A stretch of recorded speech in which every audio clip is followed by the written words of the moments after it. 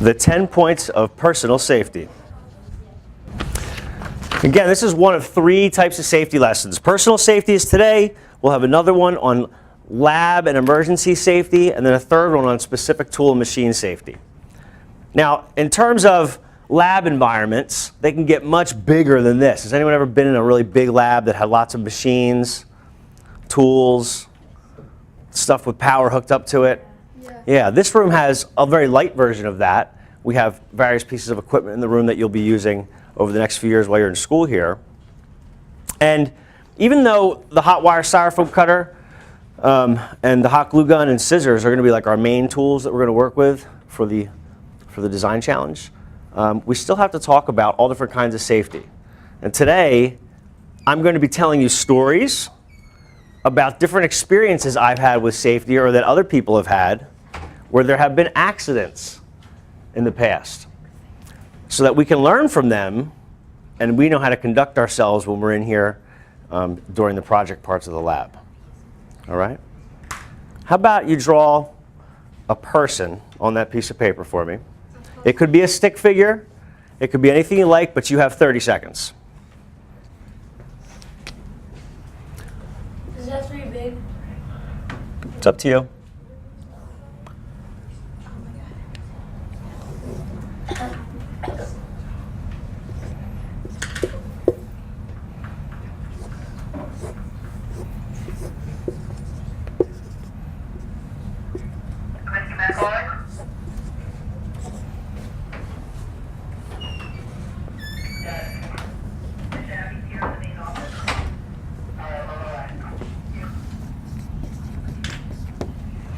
So before we begin, I'll just let you know what your homework assignment will be for tonight. It will be to go home and on a blank sheet of paper, try to remember, without looking at any notes, try to remember what the 10 points of personal safety are that we're going to be going over during this lesson. Everybody got that? So for homework, you're going to be trying your best to remember, without looking at your notes, the 10 points of personal safety. When we go through the different points, we're going to go in an order from head to toe, because that way it might make it easier for you to recall that later and remember where each of these items takes place. All right?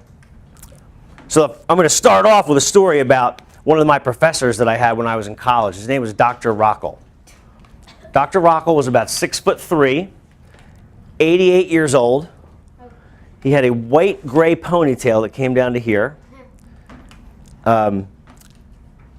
He had a really high voice like this, and he told the craziest stories all the time. He was our favorite professor, and I had him for a class called biotechnology. And one day, Dr. Rockel was really, really late. And if a college professor is late to class for more than 10 or 15 minutes, students will often say, okay, well, maybe they're not coming in, so they'll get up and leave. Well, Dr. Rockel was over half an hour late, but nobody wanted to get up and leave because they loved his stories. Anyway, when Dr. Rockel finally showed up to the room, he burst in the door and he had these huge black sunglasses on. It was really strange because he never wore sunglasses. And he came in, hey everybody, I'm sorry I'm late, take out your notes, we're going to get started now. And he came over to me and he said, hey Chris, can you do me a really big favor? I said, yeah, what do you need? He said, I need you to go out to my truck and find my eyeball. And he pulled the glasses down and he had one regular eyeball. Oh! But the other one was missing. Oh! He was that serious? When he winked, it went like this. Oh! What did you see that? It was really strange. I don't really remember exactly what it looked like. I just remember how freaked out I was because we didn't know that he had had a fake eye or a prosthetic eye. Did he scream? No, in fact, he lost it when he was only 9 years old. But in any event, I went out looking for Dr. Rockel's eye. I went out to his truck. I opened up the truck door. And I finally sifted through all these papers and trash. And I come out with this prosthetic eyeball. Has anyone ever seen one before? No. It kind of looks like half of a ping pong ball. And they're made of glass. And they're really expensive because an artist has to blow the glass to make sure that it matches your other eye. Right? In any event, Dr. Rockel was still standing there teaching the class when I came back in with the eyeball. And I didn't want to like embarrass him or anything, so I tried to be really nonchalant about the whole deal. And I just kind of pointed to the bag and said, Dr. Rocco, I have your eyeball in here. And he goes, oh, everybody, Chris found my eye. Do you want to see me put it back in? And everybody was like, no, no, no, please don't, please don't. Well, he takes the thing out of the bag. It had some dirt on it. He spits on it, wipes it off in the lapel of his suit, pulls back that winker, and pops it back in place. Oh, God. But the problem was that the winker got caught behind the prosthetic eyeball. So it was one eye was just sticking out like this. Ew. Everybody's making noises just like that, Matt. And so he said, what's wrong? Is it not straight yet? And he grabs the eyeball again. He starts pushing it left to right.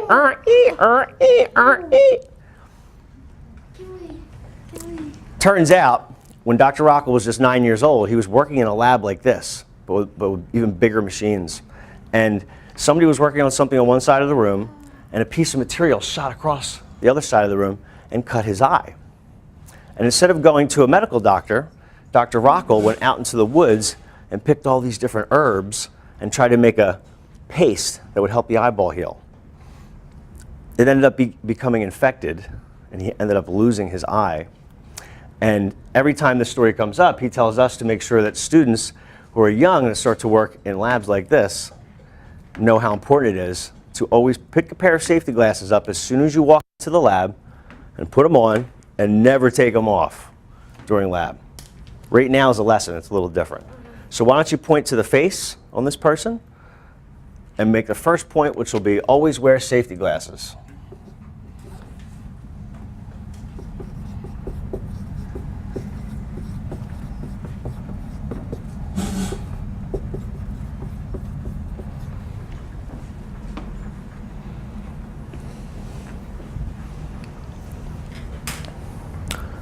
Ethan. Sure. Okay, next point. Did you ever see a cartoon where there's like somebody carrying a really long ladder, like a really long ladder, and they're going like this, and their friend calls their name, and they go, "What'd you say?" And they swing around like this, and the ladder goes, woof, and the person doesn't see it coming, right? Yeah. There's a certain type of vision that we all have. It's the kind of vision that like I can tell there's somebody sitting there with a blue shirt on, even though I'm not looking at them. I couldn't read the shirt if there was something written on it, but I can tell. There's a certain vision that like lets me know what's happening out here on the sides. Do you know, Zach? Out of your eye? Out of the corner of your eye is the way people say it. There's a medical term for it too, like a scientific term. Do you know, Daniel? Reflexes? No. It begins with a P. Matt. In hockey, we always do that too. And my coach said it's called I think it's called plasma vision. Very close. Peripheral vision. Oh. I'm not sure how you spell it, but I know the word is peripheral vision. If you have a hat on your head, like with the brim out in the front, you kind of block off your peripheral vision on each side. And even though people aren't walking around the room with giant ladders, a hot glue gun can be pretty dangerous, especially if somebody's got a hot glue gun in one hand here, and they just turn around real quick and the other person isn't looking, and maybe it bumps into their right next to them. You could get burned with the tip of the hot glue gun. So eye protection is super important, and so will be rule number 2, no hats. No hats.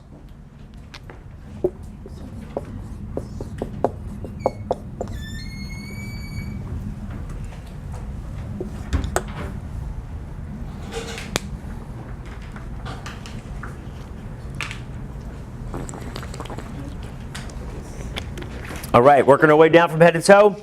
We're going to get to the third story, and it was about when I was 17 years old. It was my first year in college, and there was a big lab like twice the size of this with all these different big machines, and there was another friend of mine in class, and his name was John, and John had the most beautiful long blonde hair that went like down to here, and he was so proud of it that he was always going like this with it. And one day he was standing in front of the drill press drilling holes. And that's that machine there on the end with the blue vise sitting on its table and the red crank on the side. Only it was a much larger one. And he was standing in front of it, and somebody called his name and said, "Hey, John." And he shouldn't be talking to anybody while he's on a machine. That's one of the rules, right? And he says, "What?" and does a hair flip as he turns to say hello to the person. And I don't know if it's ever happened to you. Did you ever ride your bike right after you got your training wheels off and you're pedaling real fast and everything's going fine, and then all of a sudden you feel like something's caught and you just come to a complete stop, lock up, and fall over? Has it happened to you? Yeah. What is it? My leg. Oh. Is it your shoelaces? Yeah. Your shoelaces or your pants get caught in the crank? Yeah, fast spinny things, like the end of that drill press, don't go well with long stringy things, right?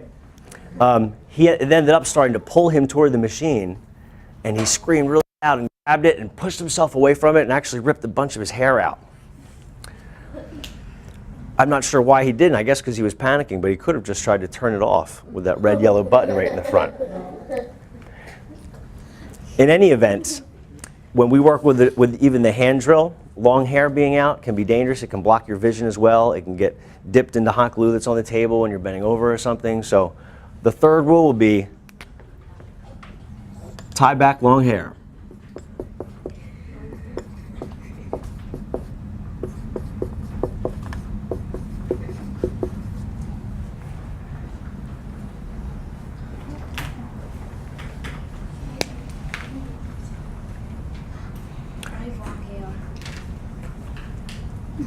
Question? I'm sorry? Yes, he was hurt. Big chunk of it over here. Is he bald? Just in that one spot. Is he bald? Did he cut it off after? But then I think he lost all of his hair anyway once he got to be about 35, so it was unnoticeable. All right, working our way down from head to toe. We get down to the neck area, right? And I'm looking around here to see if anybody would have anything that they would need to take care of if we were in fact in lab. Same thing with like shoelaces being caught around the bike crank. Having anything hanging from your neck can be dangerous. It can get caught on something, it can get pulled into something. If you're leaning over to do something, it could fall down into the paint or the hot glue you're using. We're not in lab right now, this is a lesson, but anything hanging from the neck would have to be removed.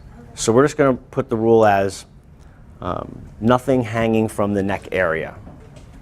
Nothing hanging from the neck area.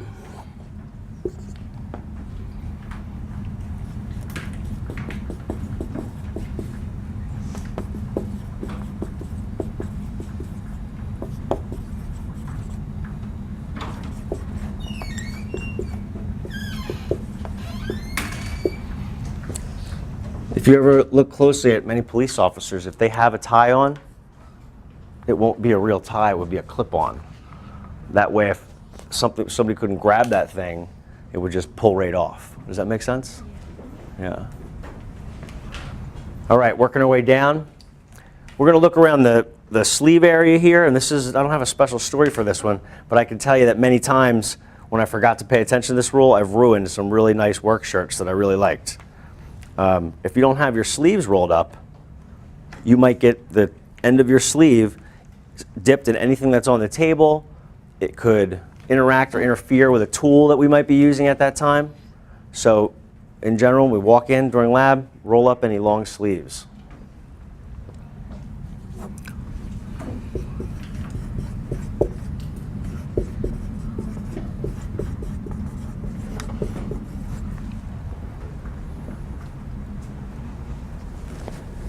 We're doing great. 1, 2, 3, 4, 5.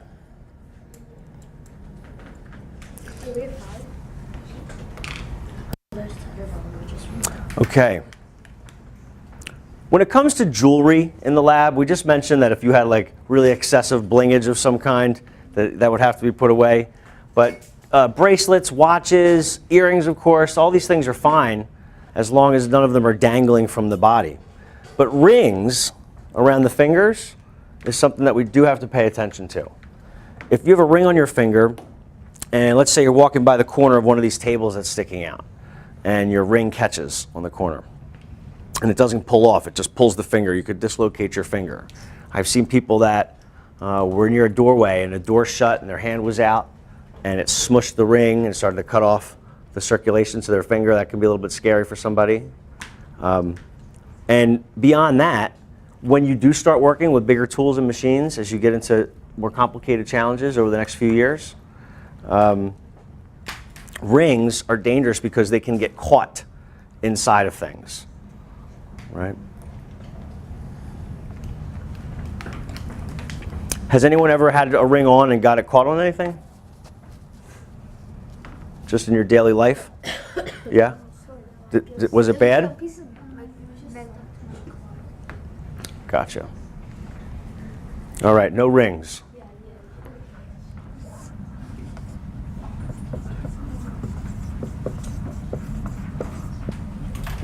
No rings. This story sounds kind of funny now, but at the time, it was rather scary. It was my first year teaching, and I had a student named John, and John had this big baggy sweatshirt he loved to wear almost every single day, and it had a big logo on it that said, Johnny Blaze, okay? And I would always give him a hard time and make him take it off every time he came into the lab, because you're not supposed to have any big baggy shirts. This isn't baggy, but if you had like an unbuttoned shirt and pieces could move out in the air as you're walking around, you know, nothing should be dangling from your body like that. So at the time, we were in a classroom that was like a metal shop, and we would fabricate things with metal. And maybe you've seen in person or on a TV show before when people are cutting through metal pipes and there's sparks flying all over the place. Maybe? And the student was also stripping paint off of another project right next to a student who was doing some cutting. And some of the paint stripper, which is like really flammable stuff, if you even put a flame near the vapors, it can light on fire. It had spilled onto the table, and he didn't notice it, and his shirt was dipped into that spill. Has anybody ever seen what happens when you take a paper towel and you dip the corner of it into water, and it starts to travel up the paper towel? Yeah. It's called wicking. Wicking. It's how Under Armour works, actually. It wicks moisture away from your body. But the real term for that in our bodies is capillary action.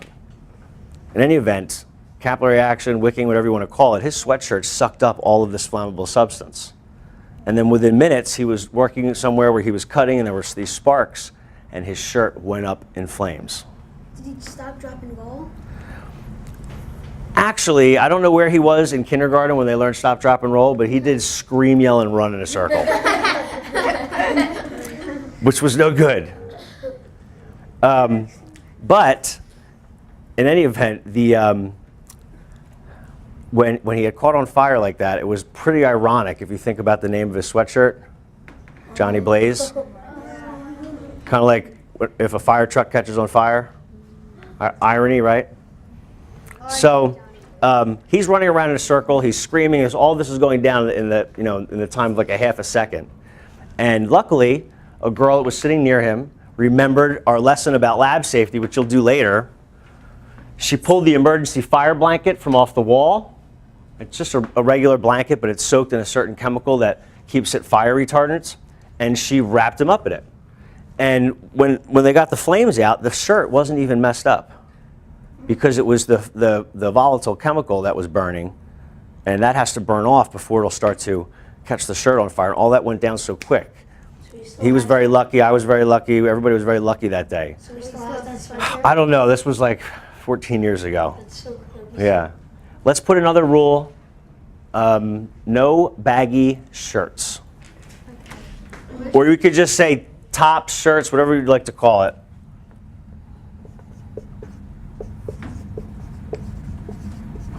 And by the way, if you want to practice writing in all capital letters, we'll be doing that anyway for the sketching and drawing lessons.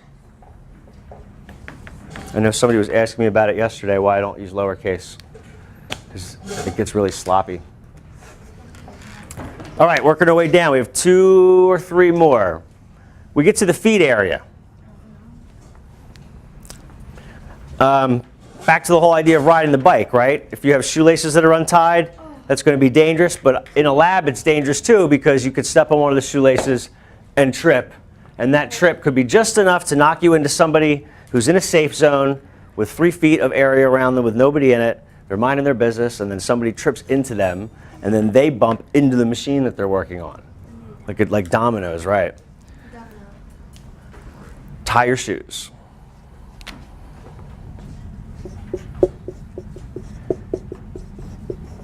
We're doing wonderful. You're going to remember these pretty easily, I think. Yes. He told us. And when you do your homework assignment, you don't have to cheat or look at anything. You really should test yourself. It's good to try to commit things to memory.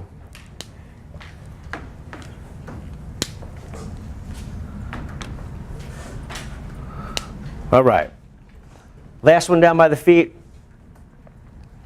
One day in my old classroom, it had just become really nice and sunny outside. It was spring. We opened the big, huge back door that was in the back of the lab. It was so big, it was like one of those bay doors that a big tractor trailer could back up to make deliveries.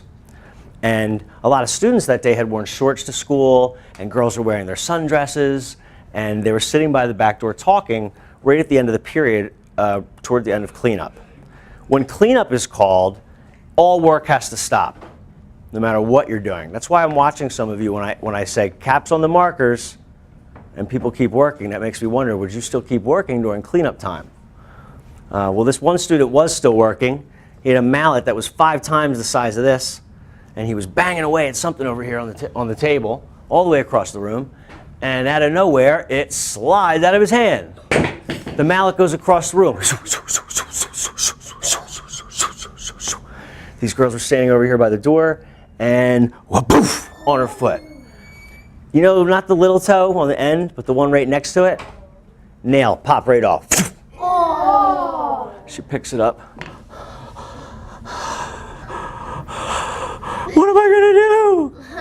I'm sorry, it's gonna look really funny for probably the next 9 months. Has anybody here ever had a nail fall off? Or get like a big bruise underneath the nail? And when it finally falls off, it looks real funky as it grows back for months. Yeah. What could she have done to have avoided that injury? Ethan? She could have been paying attention. She could have been paying attention, but she shouldn't have had to be paying attention to the whole room because it was cleanup time. Nobody should be working. But what do you think down here, Ethan? Oh, wear protective shoes. Yes, no open-toed shoes or sandals. We'll say it like that. No open-toed shoes or sandals.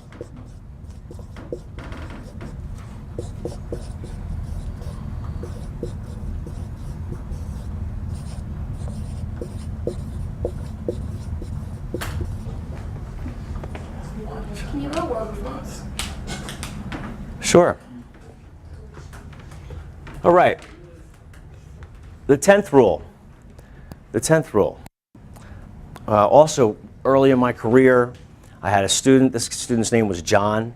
He was really big, super nice guy. Every single day he came into the lab, it didn't matter what was going on in his world, he'd always walk into class like this.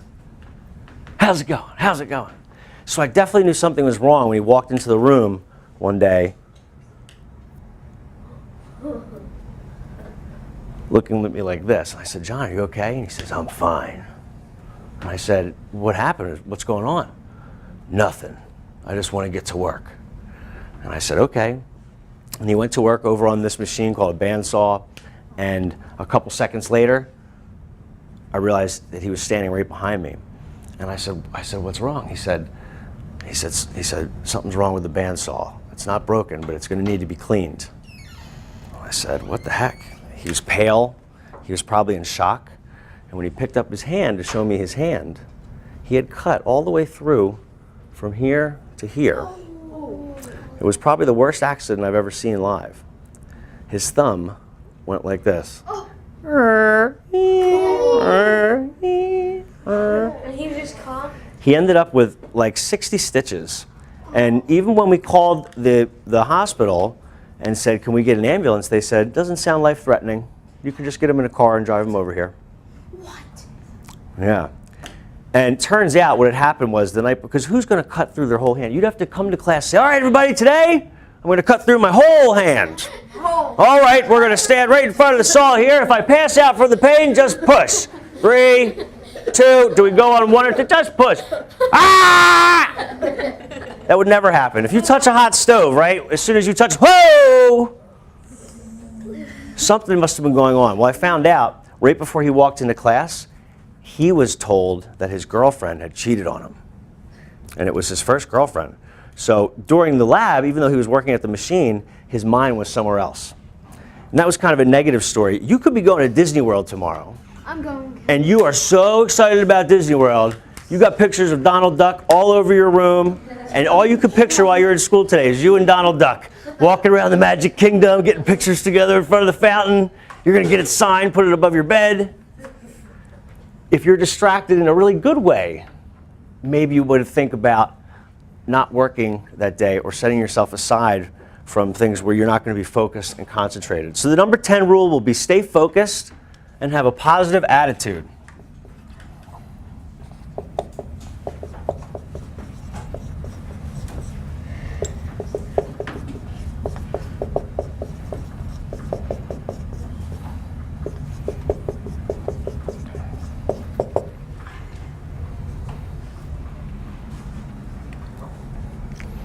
Just in time for one more story.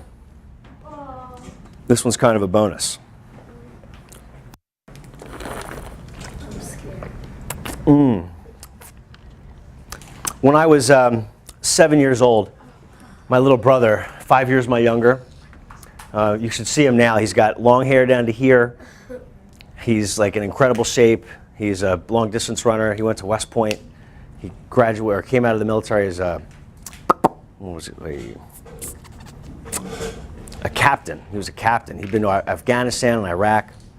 But we're going all the way back to the time when he was 2 years old and he was just a little baby who could barely walk and was still wearing diapers. My dad had just cut a big tree down and it was out front and there was a bunch of logs.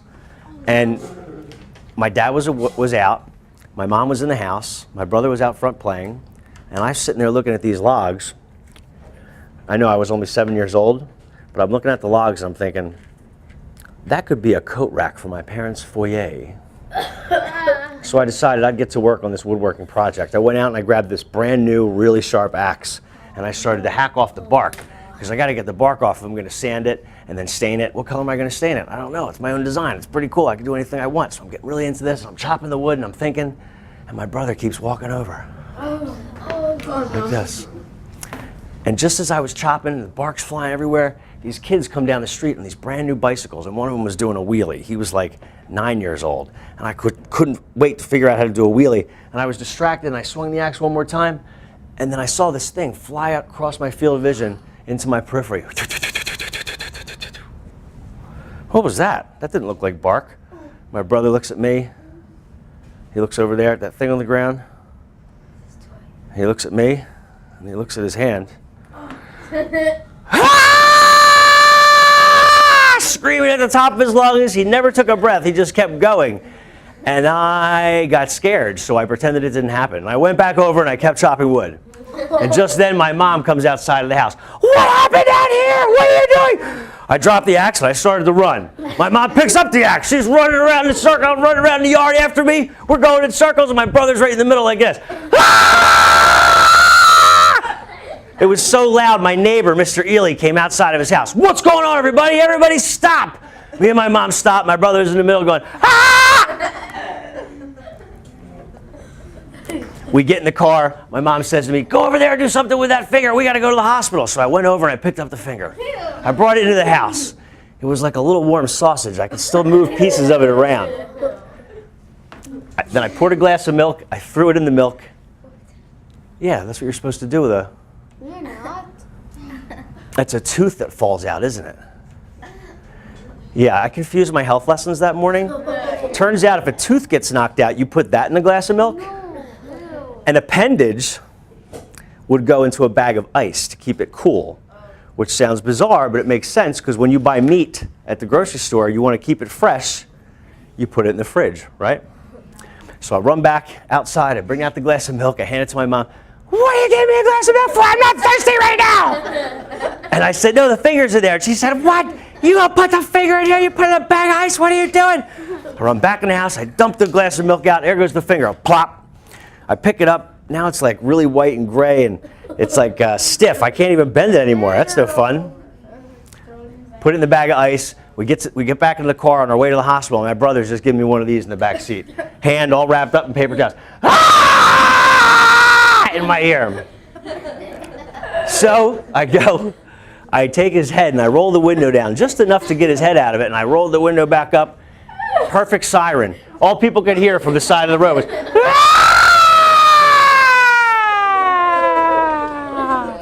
Cars are pulling over for us. They thought there was an ambulance behind them. So we finally get home. We finally get to the hospital. My mom sends me in. I bust through the doors, and all these nurses are standing there going, "Can we help you? What's wrong?" I said, "My brother will be right in. He has a scratch on his finger." She said, "Here, fill out this insurance paperwork." And and I'm 7 years old. I can't even write in cursive yet. So I sit down and I start to draw my coat rack. Just then, my mom comes through with my brother. Perfect timing. He's hanging from her arm. Ah! She's holding him. They go back. They come out an hour later from the emergency room. Finger reattached. A little bit crooked, but they got it mostly right. Turns out, because the axe was so sharp and he was so young, the cut was such a clean cut, as opposed to being like a jagged cut, that they could wrap leeches around the finger where it was detached. And the leeches would get the blood flowing again back through those parts of the finger. Oh, ew. And I think he learned a very valuable lesson that day. Near your brother. Right, don't go near people with axes. No, but actually I did want to point that part out about when someone does get a cut. In fact, we've seen people have their whole arms reattached now, especially if they're younger or if they're older and they're in really good shape. I hope you enjoyed these stories today. The stories may be gross, but they're important. Hold on, hands free, eyes on me. They're important because they're memorable. And we can learn from the different mistakes that I made and that other people made in some of these stories. Of course, many of these stories took place in environments that were more complicated than this, with more tools and machines. But like I said, even a hot glue gun can be dangerous in this setting. Nice job with the 10 points of personal safety.